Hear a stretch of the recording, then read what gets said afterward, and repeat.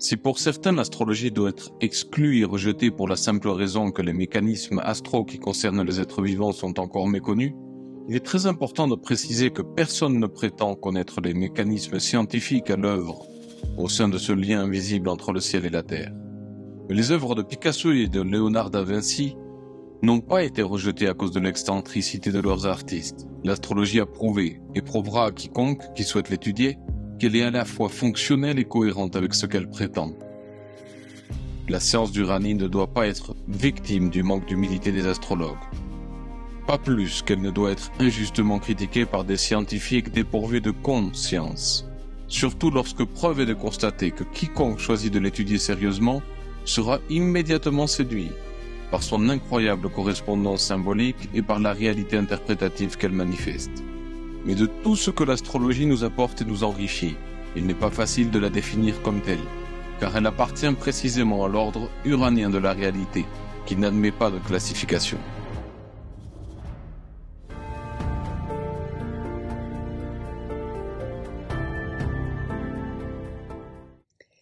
Alors, l'astrologie se définit par la relation de l'homme à l'univers.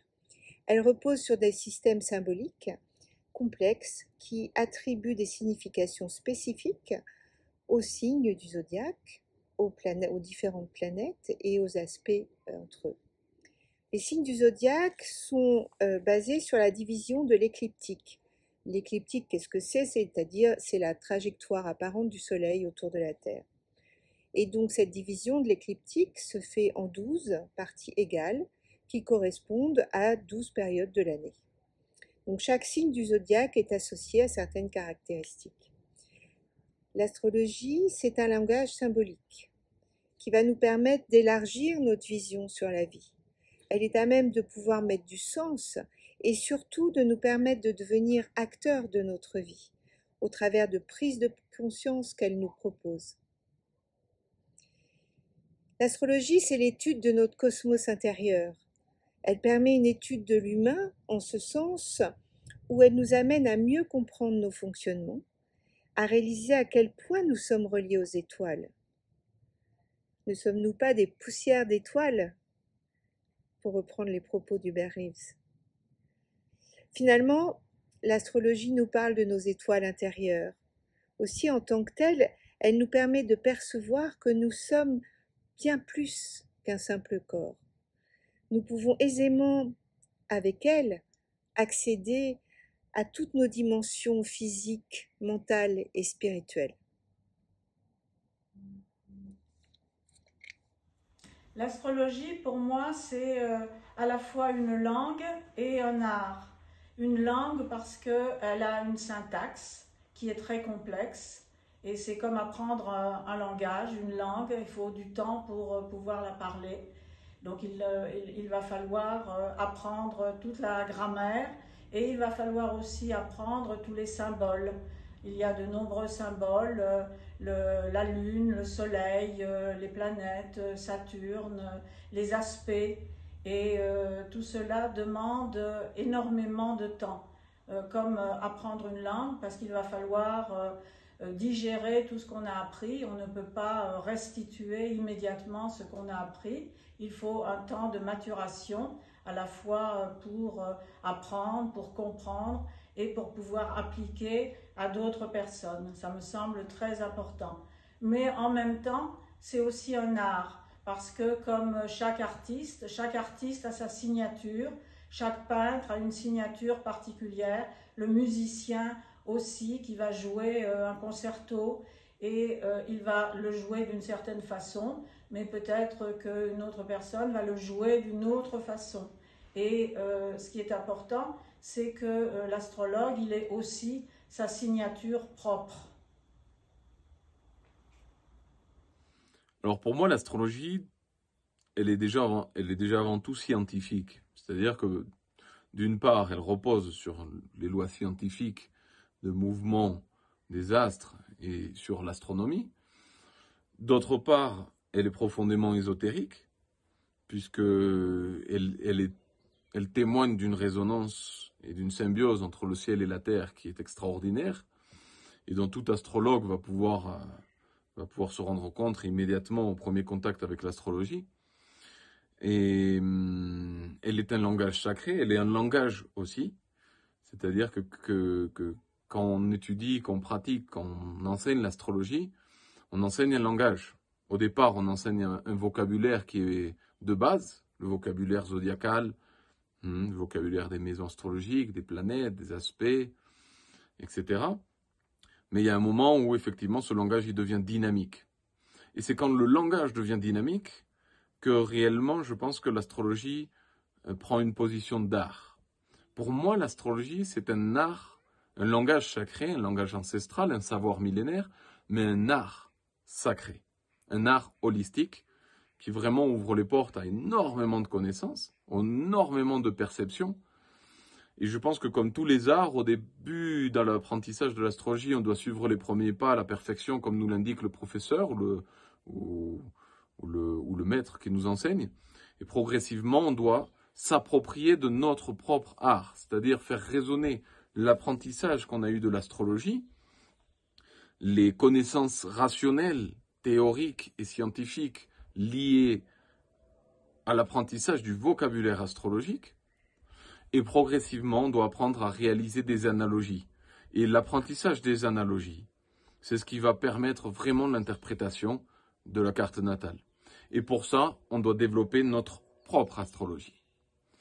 C'est-à-dire que si bien on peut suivre les premiers pas d'un professeur, les pas suivants d'un autre professeur, on doit approfondir dans d'autres connaissances en parallèle de l'astrologie et en astrologie au sein de nombreuses écoles ou académies.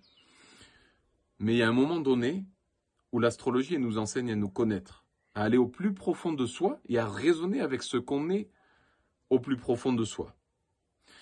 À partir de là, si on raisonne avec le plus profond de soi, on va pouvoir s'adonner à une interprétation vraiment singulière de l'astrologie. Ma propre vision de l'astrologie va résonner avec le moi et va pouvoir s'amplifier en résonance avec les personnes qui vont consulter. Donc je pense que l'astrologie est aussi très très très artistique, en ce sens. Elle est aussi scientifique, on l'a dit, parce qu'elle repose sur des lois qui sont scientifiques, qui sont astronomiques, mais aussi parce qu'elle est rationnelle, elle est logique. C'est-à-dire que quand on apprend l'astrologie, on n'a pas besoin de pouvoir mystique, spirituel, on n'a pas besoin de perception et de capacité parapsychologique particulière pour apprendre l'astrologie. Elle est ouverte à tous. Et dans ce sens-là, elle est scientifique. Elle est scientifique aussi parce qu'on va pouvoir vérifier l'information astrologique. D'ailleurs, c'est le cas de beaucoup de personnes qui ont étudié l'astrologie dans le but de pouvoir prouver qu'elle n'est pas fonctionnelle. Et en conclusion, ce sont des personnes qui ont pu prouver le contraire, qu'elle est fonctionnelle, qu'elle est utile. Et de toute façon, je pense que tout étudiant en astrologie va se rendre compte très rapidement de l'utilité et de la fonctionnalité de l'astrologie. Il ne va pas avoir beaucoup à attendre pour pouvoir se rendre compte que l'astrologie fonctionne, et elle fonctionne très bien. Avant de dire ce qu'elle est, disons ce qu'elle n'est pas. Tout d'abord, on entend souvent « est-ce que vous croyez en l'astrologie ?» Non, l'astrologie n'est pas une croyance, l'astrologie n'est pas une religion. C'est une discipline, c'est une science qui se rapproche des sciences humaines, mais ça n'est pas une croyance. De plus, si elle a été utilisée pendant longtemps pour prédire l'avenir, l'astrologie n'est pas de l'astromancie. Elle ne va pas vous dire ce qui va vous arriver demain, après-demain, dans les mois ou les années à venir. Ce n'est pas écrit comme ça dans le grand livre de la vie. L'astrologie, c'est surtout et avant tout un outil fabuleux de connaissance de soi. Ça permet d'avoir une vision holistique, globale, de la personne humaine, tant sur le plan physique que psychique et spirituel. C'est une des rares disciplines d'ailleurs qui permet cette approche globale. C'est aussi un système de corrélation et de concordance entre le haut et le bas, entre la nature et l'homme. À ce titre, l'astrologie est profondément, intrinsèquement écologique. À l'heure actuelle, nous n'avons aucune preuve ou certitude de l'influence des planètes. Très souvent, on dit, voilà, il m'arrive ceci parce que c'est l'influence de Mercure rétrograde, je sais pas quoi. Pas du tout. Pas du tout. On n'est pas vraiment dans l'influence, on est plutôt dans la synchronicité. La synchronicité entre le haut et le bas, synchronicité et concordance toujours, un petit peu comme dans les dictons populaires, on dit, par exemple, Noël au balcon, Pâques au tison, hein, ce qui veut dire s'il fait chaud à Noël, eh ben, il fera froid à Pâques. L'astrologie est basée de façon empirique sur les mêmes observations entre les configurations, entre ce qu'on peut voir dans le ciel et ce qui se passe sur notre planète et dans le cœur des hommes. Et puis, l'astrologie est parfois un petit peu victime de son âge, hein, puisqu'elle est quand même millénaire, elle est victime de son âge car elle paraît un petit peu vieillotte, mais elle est quand même la compagne de vie des hommes depuis la nuit des temps, et je pense qu'elle a encore de beaux millénaires devant elle. Alors, selon moi, l'astrologie, écoutez, c'est une science humaine destinée à éclairer la route de l'humanité. Voilà, l'astrologie, c'est un formidable outil de connaissance de soi, comme je l'ai déjà dit. Elle permet de mieux comprendre les événements qui jalonnent notre existence, de les appréhender de façon la plus constructive possible, dans le sens de notre évolution personnelle. Et comme notre empreinte digitale, notre thème astral est unique. Hein, il s'agit de notre empreinte astrale. De même que les rêves nous apportent un éclairage sur notre inconscient, l'astrologie est un cap dans notre vie, comme un phare au milieu de l'océan. Vous ne naviguez plus à vue, vous naviguez avec un radar. Et cela peut éviter parfois bien des naufrages. D'où tout l'intérêt de l'astrologie, qui est lorsqu'on la découvre, la comprend et la pratique, extrêmement précieuse. Je pense qu'il n'est pas simple de définir l'astrologie. D'abord, on peut la voir d'une façon relativement classique. Mais justement, on se dit l'astrologie, c'est une science, ou plutôt elle a des facettes scientifiques incontournables, ne serait-ce que parce que sans astronomie, il n'y a pas d'astrologie. L'astrologie est un art difficile, un art compliqué, qui est l'art de l'interprétation, qu'il faut des années, de longues années pour véritablement maîtriser. Et puis, il me semble que l'astrologie est un cheminement intérieur. Ce que je mêle à une spiritualité spécifique. Mais avant même de la définir de cette façon, je pense qu'il faut parler de ses fondations, c'est-à-dire comprendre qu'avant tout, l'astrologie revient à accorder un ensemble de significations à la géométrie céleste. Qu'est-ce que ça veut dire? Ça veut dire que quand on fait de l'astrologie, on considère que la nature, la disposition, les déplacements des astres entretiennent des liens de sens avec nos consciences et avec nos identités et avec nos destinées. Il me semble que c'est une idée géniale si l'on y réfléchit.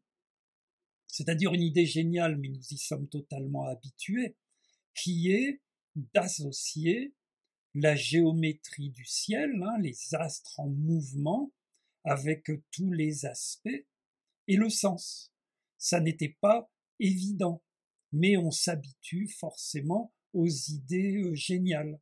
Et c'est cette association qui nous démarque des astronomes. Si je vous dis que le Soleil est à 0 degré du Bélier, quelque part, je fais de l'astronomie. Je ne m'occupe que des coordonnées célestes du Soleil. Mais si ensuite j'associe ce Soleil à un regain de vigueur, de dynamisme, d'enthousiasme, c'est-à-dire des caractéristiques Bélier, eh bien là, je fais de l'astrologie parce que je mets du sens, parce que j'associe le sens à une géométrie. Et j'ajouterais, puisque de très nombreuses hypothèses et voilà continuent à être posées, à être discutées sur les origines, sur le fonctionnement, voire sur le pourquoi de ces mécanismes, pourquoi en fait l'astrologie fonctionne, pourquoi le sens est-il présent, eh bien, ma conviction, c'est que la présence et la géométrie des astres sont essentielles au psychisme sous sa forme la plus sophistiquée, qui est la conscience. C'est-à-dire que nous savons que la Lune, par exemple, stabilise l'orbite terrestre, sa rotation, et que grâce à la Lune, des formes de vie complexes ont pu se développer sur Terre. Eh bien, pourquoi ne pas se dire que, tout à fait de même façon, grâce à l'architecture du système solaire, eh bien, le psychisme et la conscience sont apparus tels que nous les connaissons maintenant. Si la religion et la science ont pu transmettre une vision de l'astrologie complètement erronée, l'image de celle-ci continue d'être injustement associée aux pratiques divinatoires aléatoires. D'une certaine manière, la tâche ardue des astrologues d'aujourd'hui est de lui apporter un corps de connaissances commun. Entre les connaissances astrologiques antiques et médiévales et l'astrologie moderne, il y a eu une rupture de plusieurs siècles où l'art d'Uranie a dû se protéger des dangers qui la guettaient. C'est au sein de cette blessure où l'astrologie est fragmentée en techniques, en corpus de connaissances et en variations d'interprétation pouvant aller d'un extrême à l'autre que se produira sa renaissance, digne de Pluton au Verseau. Dans de nombreux pays, l'astrologie obtient un rôle qui protagonise les élans de développement personnel, diagnostic psychologique, orientation et conseil, coaching, psychothérapie, optimisation de vie de tout type. L'astrologie doit continuer de se développer et pour cela, nous pourrions nous demander: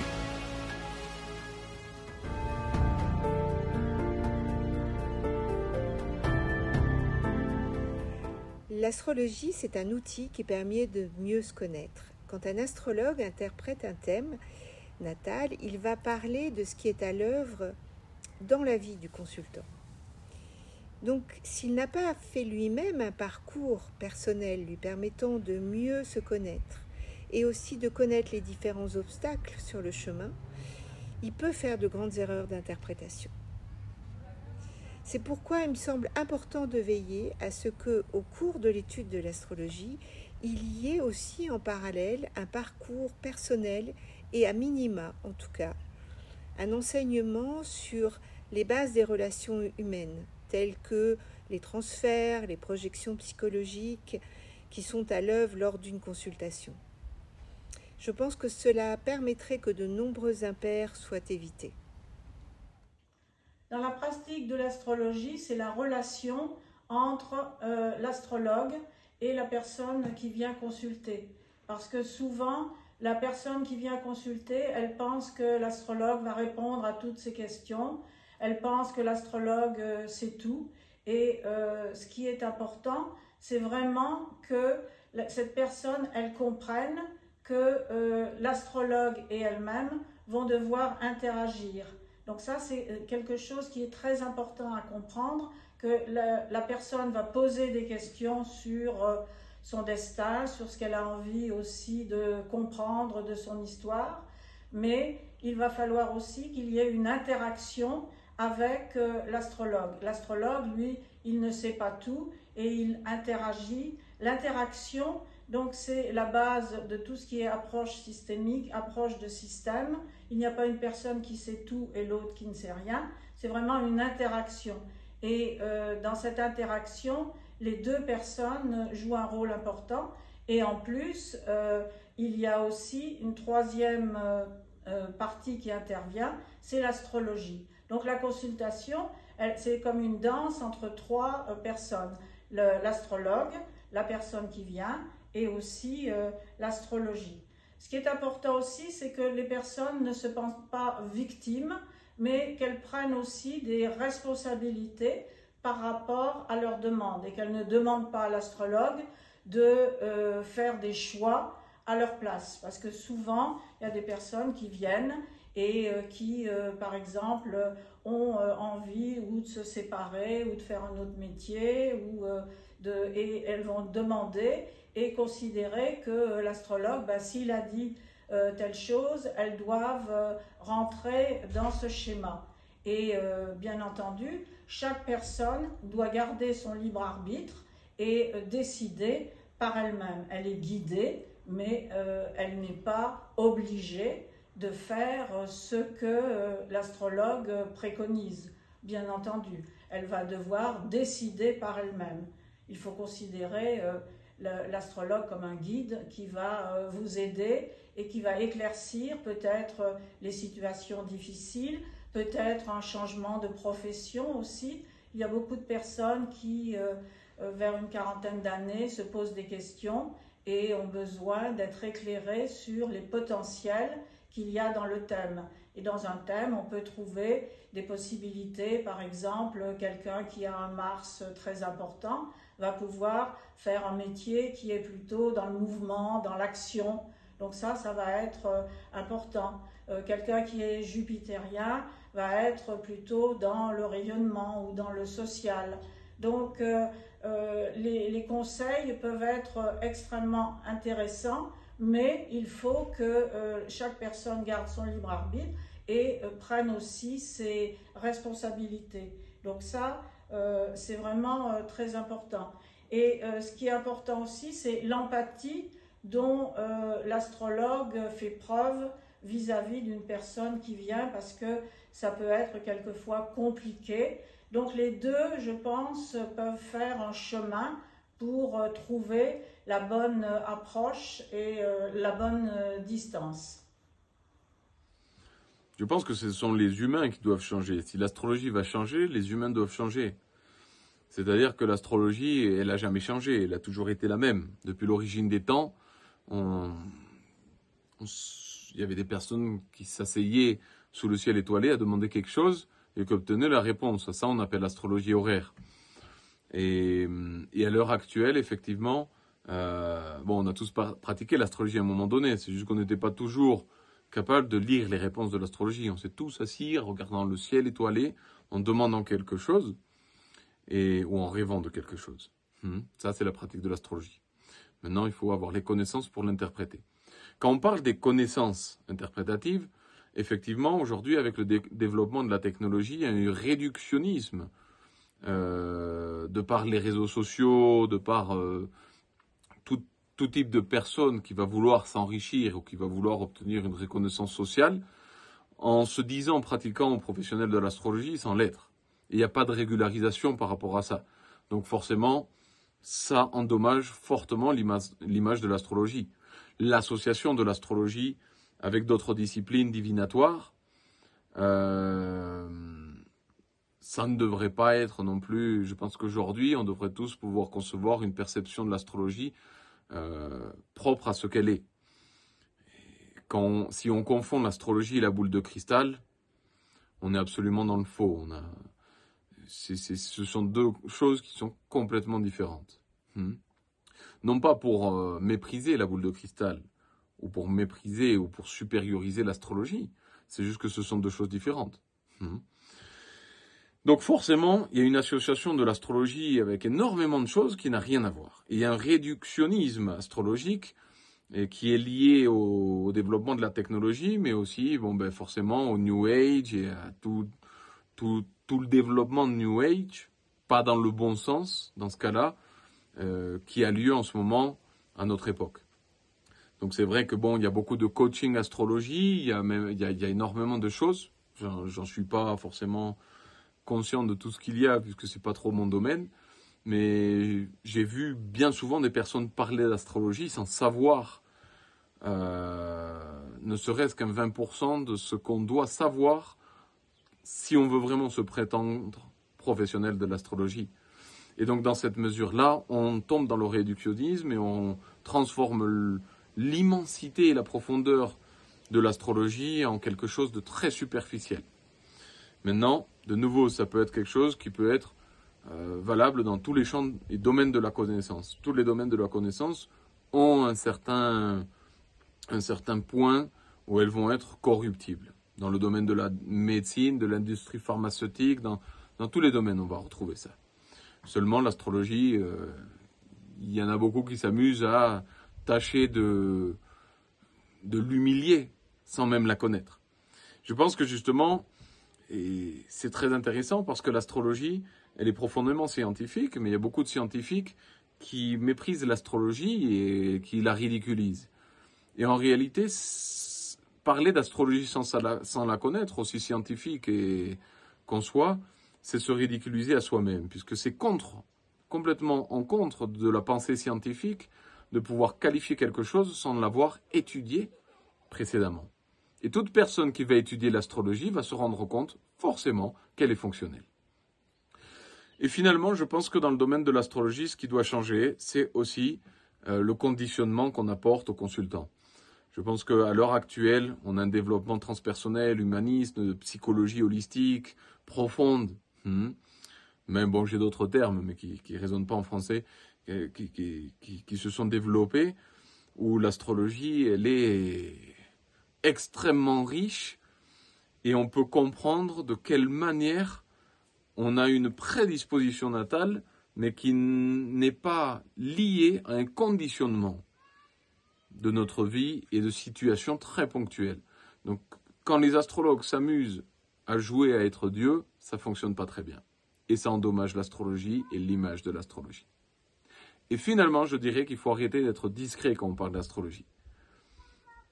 Souvent, les personnes ne parlent pas d'astrologie, ou on leur demande qu'est-ce que tu fais au niveau professionnel. Et ils ne vont pas dire je suis astrologue, ils vont dire je travaille comme psychothérapeute ou bon, d'autres choses. Et il y a même beaucoup de psychologues, beaucoup de psychiatres, beaucoup de médecins qui utilisent l'astrologie. Beaucoup. Et forcément, on va penser qu'ils ne le disent pas. Pourquoi ils ne le disent pas? Parce qu'ils pensent que l'astrologie va endommager un petit peu l'image que les consultants peuvent avoir d'eux. Et en réalité, je pense qu'à l'heure actuelle, il faut arrêter d'être discret. L'astrologie est extraordinaire et il faut tout simplement lui donner son mérite.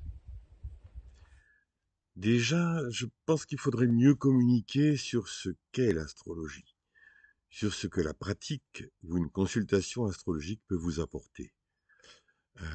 Ensuite, il faudrait sortir l'astrologie de son ornière prédictive, de cette image de croyance en l'astrologie, et plus la rapprocher des sciences humaines. Il faudrait aussi faire preuve de plus de rigueur. De nombreuses branches poussent sur l'arbre de l'astrologie, et même si elles sont belles ou séduisantes, veillez à ce qu'elles soient solides par des méthodes rigoureuses d'observation et d'analyse. Il faudrait peut-être aussi utiliser les moyens modernes pour mieux approcher l'astrologie, y compris sur le plan des statistiques. Gauquelin avait déjà commencé il y a fort longtemps, mais avec les moyens actuels, nous pourrions obtenir des résultats probants et déterminants.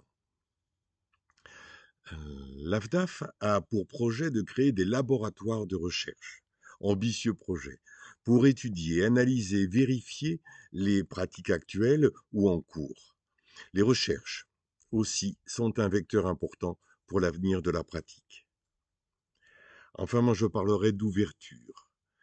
On s'aperçoit que l'approche de l'astrologie varie selon les époques, mais aussi selon les pays et les cultures. Il serait intéressant de se rapprocher des autres pour enrichir la pratique par des connaissances communes élargies.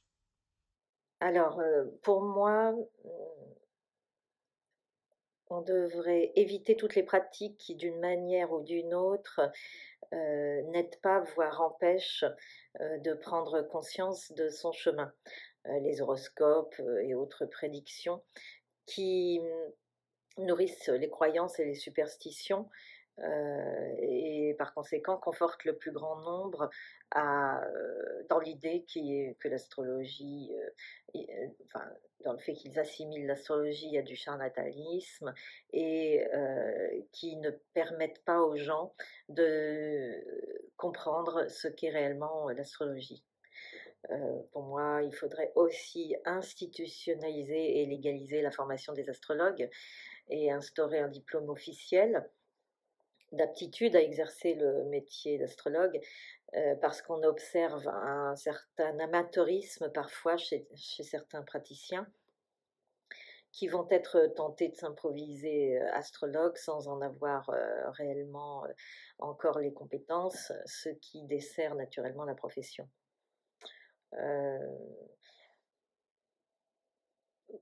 De mon point de vue, astrologie, bien sûr, et psychologie sont intimement liées. Il est donc nécessaire de bien se connaître soi-même avant de prétendre conseiller autrui, y compris à travers l'astrologie. S'aider de son propre thème est essentiel. On ne peut se permettre, en tant qu'astrologue, à mon sens, d'être un cordonnier mal chaussé. Et avoir fait une analyse me semble indispensable afin de ne pas projeter sur le consultant ses propres problèmes, en fait, ses propres problématiques. Je pense qu'enseigner l'astrologie en milieu scolaire dès le plus jeune âge permettrait à chacun de mieux se connaître et faciliterait l'accessibilité à la pratique de l'astrologie. On imagine mal, par exemple, un prof de maths ayant débuté son apprentissage en la matière à 20 ans. De même, un futur prof d'anglais ne commence pas à apprendre l'anglais à la fac. Donc, pour moi, l'astrologie est un langage, c'est un langage ancestral qui demeure et qui devrait être reconnu. Il est méconnu, il n'est pas reconnu et il devrait être reconnu socialement beaucoup plus qu'il ne l'est. Voilà, donc il y a un long chemin à parcourir, mais j'y crois.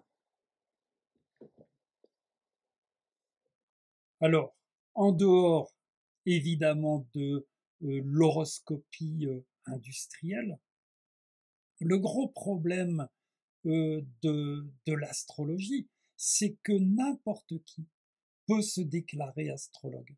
N'importe qui peut mettre un écriteau devant sa porte et commencer à interpréter des thèmes astro sans même avoir ouvert un seul traité d'astrologie.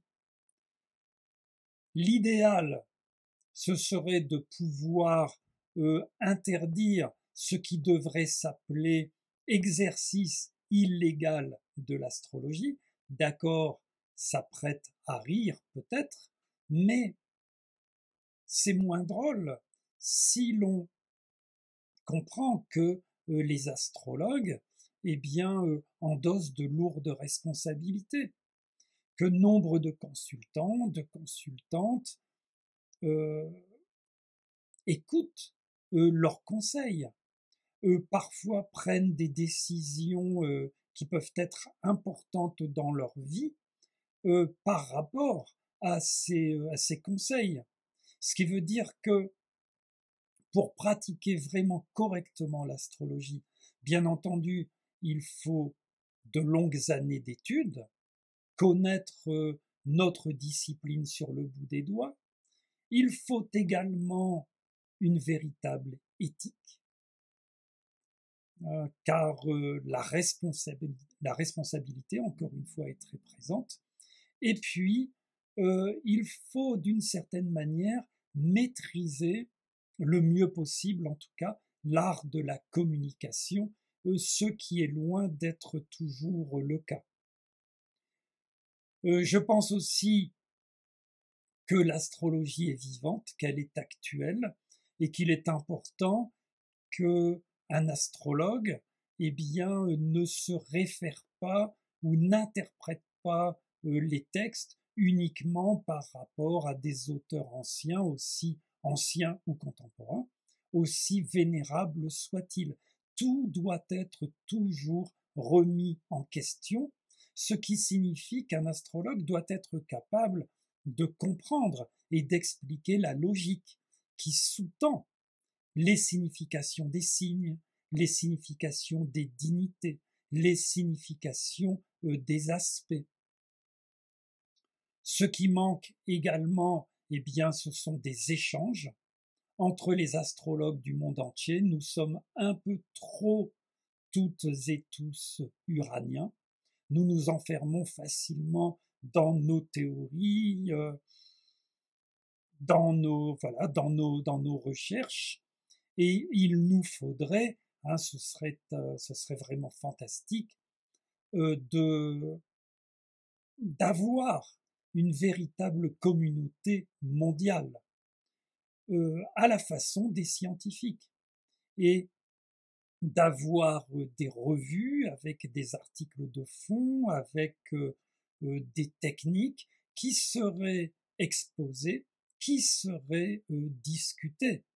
Et cela nous permettrait d'avancer véritablement, et ainsi de prendre, ça permettrait à l'astrologie de prendre la place qui lui revient actuellement au XXIe siècle. Un retour aux sources, c'est-à-dire aux bases essentielles des qualités des planètes et du zodiaque, et non aux sources où l'on recopie n'importe quoi, des textes datant de 800, 1200, 2000 ans. Bon, là, ça n'engage que moi parce que ça a beaucoup de succès parmi mes confrères. Le métier d'astrologue est certainement une profession ancrée au sein d'une vocation très particulière. Il ne suffit pas de connaître l'astrologie, de l'étudier et de se former au sein de bonnes écoles ou auprès de professionnels pour devenir un ou une astrologue. Être astrologue est un véritable chemin de vie, au sein duquel, en plus d'avoir une passion pour la science du Rani, nous devons complémenter nos savoirs avec de nombreuses connaissances en parallèle, ce qui nous permettra de donner à nos consultants plus d'outils et de possibilités pour renforcer leur libre arbitre et orienter leur vie vers des conditions plus saines, constructives et positives. Il en est ainsi naturellement, car celui qui sème une graine doit la reconnaître. Mais il doit aussi savoir connaître la qualité de la terre, les besoins de la plante, les variations du climat, les cycles de la lune. Et espérons-le, il doit avoir cultivé dans son cœur l'amour et la douceur, pour que la graine puisse croître avec fermeté et sécurité. Il en est de même pour l'astrologie. L'astrologue doit donc consolider une expérience de vie conséquente et se doter d'un savoir ésotérique, psychologique, thérapeutique et intellectuel en général, qui lui permettra de façonner son art et de pouvoir faire face à toutes les dimensions interrogatives possibles d'imaginer et qu'il rencontrera au long de ce beau cheminement. Si vivre de l'astrologie peut parfois être difficile, la satisfaction que l'on ressent lorsqu'on l'étudie, la pratique et l'enseigne est immense. Elle nous enrichit à chaque consultation. Elle nous surprend dans chaque nouveau thème de naissance. Elle nous émerveille dans chaque transit que nous n'avions pas envisagé. Et c'est toujours extraordinaire de constater de manière évidente cette merveilleuse relation entre le ciel et la terre, d'observer à partir de la réalité vérifiable que les étoiles et les planètes qui brillent au sein du vaste espace infini brillent aussi en nous.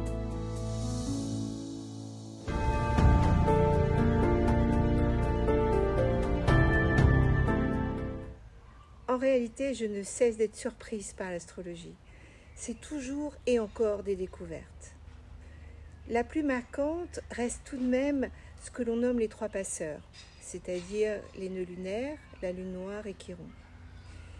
En les étudiant et en échangeant avec les consultants, on entre en connexion avec les aspirations les plus profondes de l'être. Et c'est toujours un moment à la fois très intime, très intense et étonnamment juste. Mais ce qui m'a le plus surprise est sans aucun doute aujourd'hui les révélations que Chiron nous apporte dans notre thème. Pour citer un exemple, je reste encore et toujours autant surprise par l'impact du premier carré de Chiron à lui-même. Il indique avec une grande clarté le chemin qu'il nous est conseillé de parcourir pour avancer vers une plus grande cohérence avec nous-mêmes et y affirmer notre singularité. Je pense à un consultant, il y a quelques jours encore, qui, alors que je lui demandais ce qui avait pu avoir lieu à tel mois, telle année, a eu aussitôt les larmes aux yeux en exprimant un événement fondateur de son parcours de vie.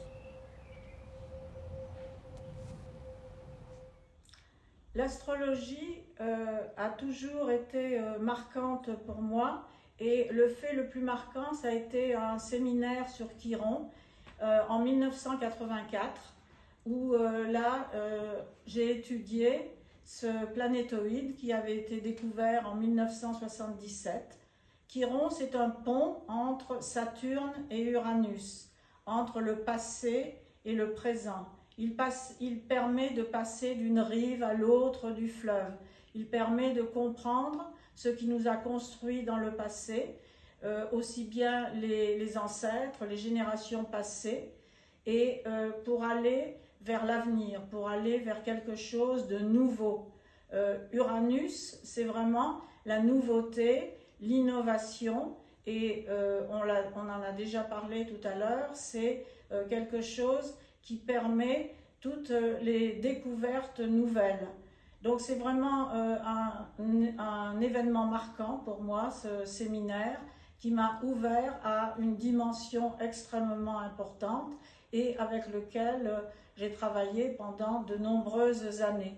C'est lui aussi qui m'a amené à travailler sur le transgénérationnel et sur l'analyse transgénérationnelle chez les personnes qui ont des aspects particuliers avec Chiron. C'est un peu ma marque de fabrique, puisque là je peux voir dans un thème les problématiques qui peuvent venir de la lignée des femmes ou de la lignée des hommes. Mais ce travail commence toujours par un travail sur le thème natal, bien sûr, sur la personne, qui elle est, avec sa date de naissance, son lieu et son heure, et les potentiels qu'elle possède.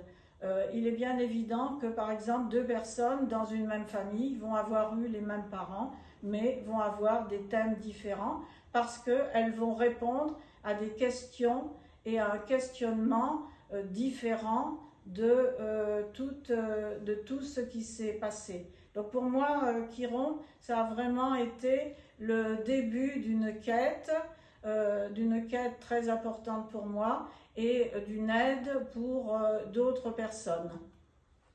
Je pense que la découverte la plus extraordinaire dans le domaine de l'astrologie, précisément, c'est découvrir l'astrologie. Découvrir l'astrologie, c'est déjà une expérience extraordinaire. C'est un émerveillement. Je pense que souvent, on chemine dans l'obscurité. L'obscurité n'est pas négative, mais on chemine dans l'obscurité. Et au moment de connaître l'astrologie, c'est comme c'est comme si on nous donnait une entorche très puissante qui nous permet vraiment d'avoir beaucoup plus de clarté au moment de cheminer. Et je la compare toujours à une boussole cosmique. Avoir une boussole qui nous permet de nous comprendre et d'orienter notre vie de la manière la plus constructive possible, c'est déjà extraordinaire. Alors l'astrologie n'apporte pas toutes les solutions. Ou je dirais même qu'elle apporte toutes les solutions, mais c'est à soi de les rendre fonctionnelles. Donc la découverte de l'astrologie, c'est déjà extraordinaire. Ensuite, je pense qu'on découvre toujours et constamment l'astrologie. C'est-à-dire que chaque nouvelle carte natale, chaque nouvelle consultation va nous apporter beaucoup. C'est toujours extraordinaire de pouvoir rendre évidente cette connexion mystérieuse entre le ciel et la terre. et entre l'humain et sa carte natale.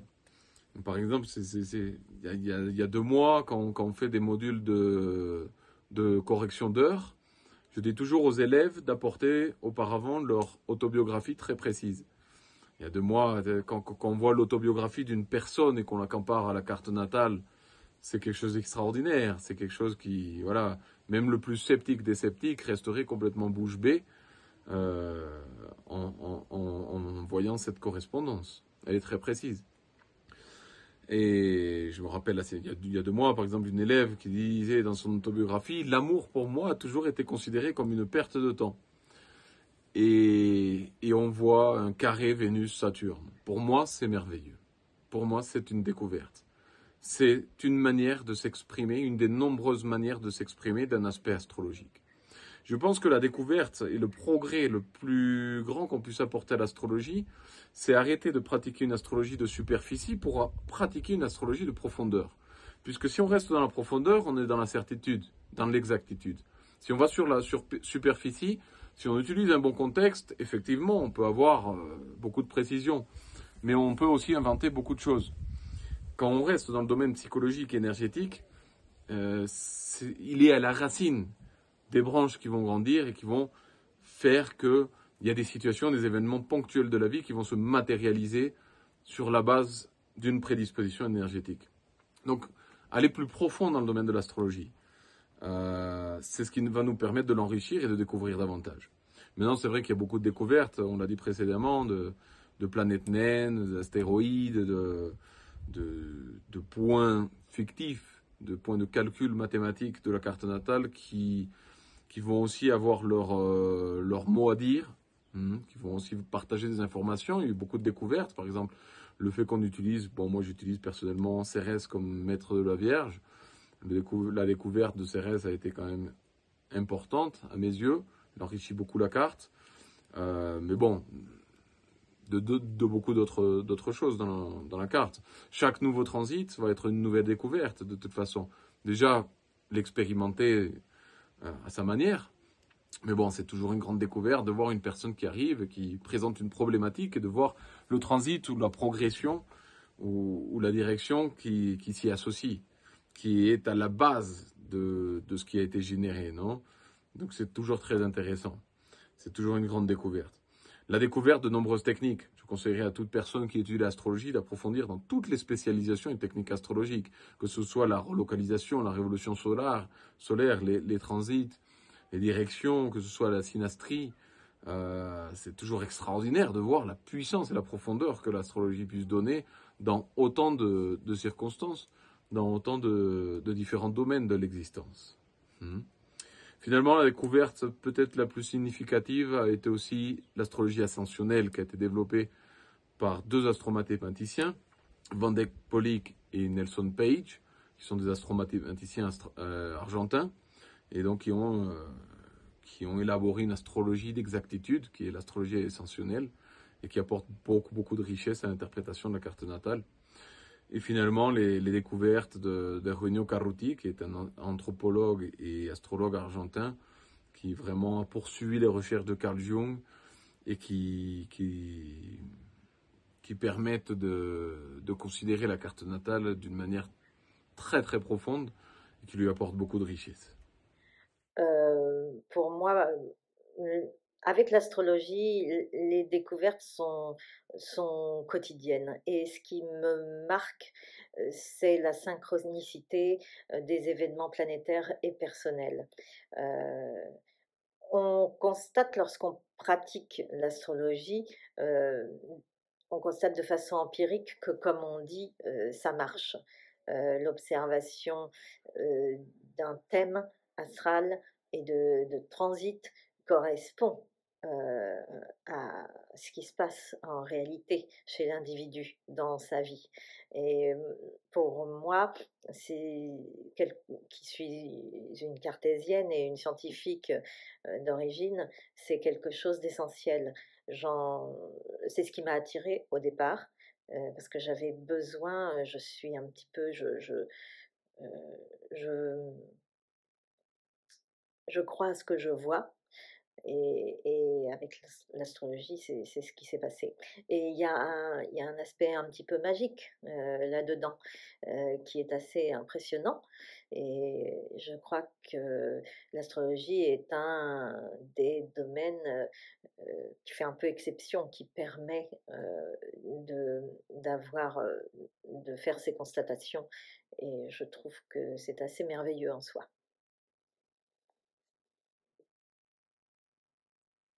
J'ai commencé ma vie d'astrologue chercheur par l'étude des transsaturniennes, ce qui a abouti à mon premier livre, L'astrologie transsaturnienne, en 1985. Mais pourquoi ce champ d'études? Parce que je vivais en Inde, que l'astrologie était mon gagne-pain, et que, à cause de cela, j'ai interprété les thèmes de nombreux personnages extrêmement spéciaux, des aventuriers, des insoumis en cavale, des trafiquants de toutes sortes, des toxicomanes, des mystiques en quête d'illumination. Et très vite, je me suis aperçu que les transsaturniennes les marquaient vraiment très sérieusement. Une bonne partie d'entre eux d'ailleurs, avaient une transsaturnienne à l'ascendant. Ce qui fait que j'en ai conclu que les transsaturniennes étaient des astres qui étaient tout aussi personnels que les autres. Et ça faisait déjà un moment que j'avais saisi que l'astrologie s'occupe de celles qui la pratiquent. C'est-à-dire que de façon tout à fait étrange, nous tombons sur les bonnes personnes, nous tombons sur les bons livres, nous tombons sur les bons auteurs. Nous faisons donc les rencontres nécessaires. Et à propos de rencontres, eh bien, là, un gros champ de recherche pour moi, ça a été les synastries, parce que par les synastries, j'ai compris que nous appartenions à des trames relationnelles incroyablement complexes, et que ces trames relationnelles, eh bien, sous-tendent nos réalités en permanence. Ensuite, j'ai aussi beaucoup travaillé sur ce que j'appelle l'horizontalité et la verticalité du thème astral. L'horizontalité, eh bien, c'est l'ensemble du paysage psychologique, psycho-émotif, qui est décrit par les situations zodiacales, par les dignités, par les aspects. Mais la verticalité, c'est le sentier, c'est le chemin qui traverse ce thème, qui traverse ce paysage, et qu'il est important de suivre afin de cheminer vers la réalisation de soi. Donc, la verticalité, si l'on veut, c'est un sentier céleste, et il appartient à l'astrologue, par son interprétation, de faire découvrir à la consultante, au consultant, ce sentier qui traverse son thème. Et dans ce cadre, donc tant du sentier céleste que des synastries, j'ai beaucoup exploré, et j'explore encore beaucoup les nœuds lunaires, qui sont au centre du dispositif astrologique, tout simplement parce que ils sont reliés. Les nœuds lunaires créent un lien de sens majeur entre le Soleil, la Lune et la Terre, et ils sont inséparables des éclipses et inséparables des familles d'éclipses, ce qui nous emmène dans des dimensions qui sont trop peu explorées. Dernièrement, c'est ce que je fais actuellement, eh bien, j'ai découvert des liens de sens qui sont tout à fait majeurs, enfin des liens, des synchronicités entre la conjonction Uranus-Neptune-Pluton en moins 576, les découvertes d'Uranus et de Pluton, les nœuds lunaires, et même l'astéroïde cométaire Chiron, et enfin l'entrée de Pluton en Verseau en 2023, ce dernier 23 mars. Et c'est vraiment très très intéressant, très très fascinant de travailler, de rechercher ces sortes de coïncidences qui sont quelquefois difficiles à croire. Sinon, pour terminer, je dirais que nous sommes souvent surpris dans nos recherches, alors même que l'on s'attend à des réponses. C'est-à-dire qu'à l'époque où j'explorais beaucoup les relations entre Mars et puis les nœuds lunaires, puisque j'avais remarqué qu'il y avait beaucoup de conjonctions Mars-nœuds lunaires lors d'attentats terroristes ou d'événements très violents, eh bien je me suis demandé, tiens, quel est l'attentat le plus emblématique du XXe siècle? Et j'en ai conclu que c'était l'attentat de Sarajevo, c'est-à-dire l'assassinat de l'archiduc Ferdinand et de son épouse la duchesse Sophie Chotek en 1914 et qui a déclenché la Première Guerre mondiale. Et j'ai eu un véritable frisson en montant le thème, en m'apercevant que non seulement il y avait une conjonction de Mars avec le nœud lunaire sud, mais aussi que les deux époux assassinés montraient une conjonction Mars-nœud lunaire nord et sud ou sud avec dans leur thème de naissance, et que ces conjonctions natales étaient en relation d'aspect très précis avec l'assassinat, enfin avec leur propre mort. Ou comme le charabia des mythes divers, où on se demande bien où ils peuvent nous aider à l'interprétation. Bon, là, ça n'engage que moi, bien sûr. Et ceci, c'est sans doute dû à ma dyslexie qui préfère l'approche globale du mouvement des planètes, de l'astrologie. On ne peut pas être bon en tout, hein.